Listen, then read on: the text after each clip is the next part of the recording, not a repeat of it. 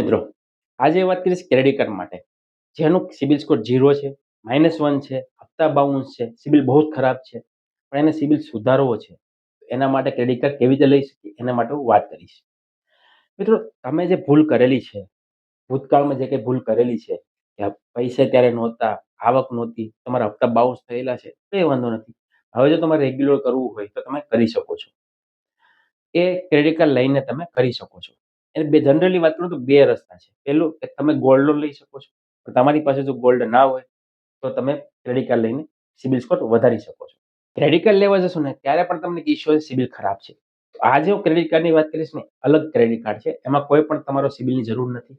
ના કોઈ income tax return, ના કોઈ સેલરી સ્લિપની જરૂર નથી. ખાલી પાન કાર્ડ, આધાર કાર્ડ હશે ને તો પણ તમે આ ક્રેડિટ કાર્ડ લઈ શકો છો. ક્રેડિટ કાર્ડના ફાયદા પહેલા હું બતાવીશ. ફાયદાની વાત કરું ને તો પહેલા કોઈ જોઈનિંગ ફી નથી. જે દર વર્ષે ક્રેડિટ કાર્ડની જોઈનિંગ ફી હોય છે તેમાં જોઈનિંગ ફી 0 છે. બીજી વાત કે આમાં તમે જે કંઈ સ્વાઈપ કરશો, જે પણ પરચેસ કરશો, શોપિંગ કરશો તેમાં 1% સુધીનું તમને કેશબેક મળે છે. કાર્ડ માટેની જે અમુક કન્ડિશન છે, જેમ કે તમે જે કંઈ એફડી રાખો છો એ એફડી ઉપર તમને 7% સુધીનું એફડીનું ઇન્ટરેસ્ટ મળે છે. અને જે તમે એફડી મૂકશો તેના તમને 90% સુધીની ક્રેડિટ લિમિટ આપે છે. મતલબ કે તમે જો 10,000ની એફડી રાખતા હોય તો તમને 9,000ની ક્રેડિટ લાઈન આપે છે. અને મિનિમમ આ કાર્ડ માટે 5,000ની એફડી રાખવી જરૂરી છે. તો 5,000 રાખશો ને એફડી તો 5,000નું તમને ઇન્ટરેસ્ટ તો મળશે, સાથે તમને ₹4500 સુધીની લિમિટ આપશે. જે તમે નોર્મલ ક્રેડિટ કાર્ડ તરીકે યુઝ કરી શકો છો. જેમ તમે કાર્ડ યુઝ કરશો તેમ તમારો સિબિલ સ્કોર વધતો જશે. તો આ હતું ક્રેડિટ કાર્ડ માટે.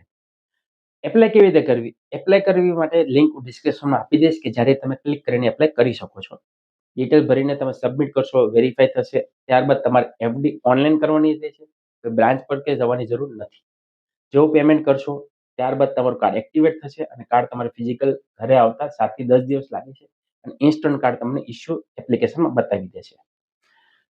આ હતી સિબિલ સ્કોર સુધારવા માટે ક્રેડિટ કાર્ડ લઈને સુધારી શકો છો. પણ મિત્રો, અમુક વસ્તુ ધ્યાન રાખજો કે કાર્ડ લીધા પછી તમારે રેગ્યુલર પેમેન્ટ કરવું જરૂરી છે. જો એમાં તમે પણ રેગ્યુલર પેમેન્ટ નહીં કરશો, પેનલ્ટી લાગશે, સિબિલમાં ખરાબ અસર થશે અને સિબિલ સ્કોર વધારે ડાઉન થશે. અને તમે એફડી રાખેલી છે તેના પણ અસર થઈ શકે છે. બીજી વાત, આ ક્રેડિટ કાર્ડની જે લિમિટ છે એ તમે જે પણ એફડી રાખશો એ એફડીના 90% સુધી આપશે. તમે 1,00,000 સુધીની એફડી રાખશો તો તમને 90,000ની લિમિટ આવશે. 5,000ની મિનિમમ એફડી અમાઉન્ટ છે તો 5,000માં તમને ₹45 સુધીનું ક્રેડિટ કાર્ડ મળશે. તો આવી રીતે તમે ક્રેડિટ કાર્ડ અરજી કરી શકો છો.